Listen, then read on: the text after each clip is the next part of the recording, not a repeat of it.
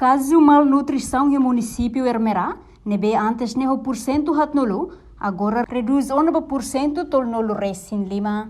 Informação nehato husi presidente autoridade município Ermerá, José Martino Soares ba jornalista Sirá, foi participa cerimônia assinatura ba projeto FON, nebe se implementa e posto a sabe, município Ermerá terça-feira ne.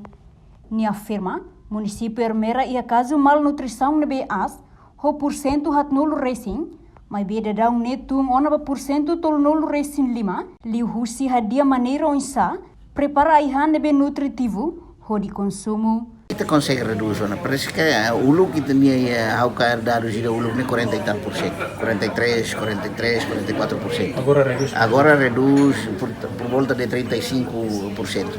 Também ita halo hela esforço para hoje. Ita quando vai malnutrição, ita los hadia de tu essa maneira é matu prepara hahan de dia mos no saudável lá. Ita no rimos vai já prepara hahan sir la os importação. Hahan sir hai han local sir ne bei hane.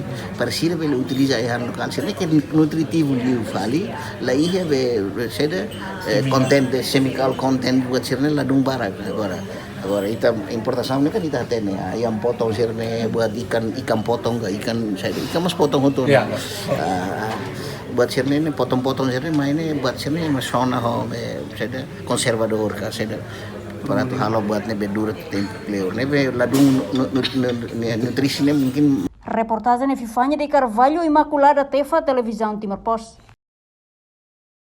Janela informação ba emogoto.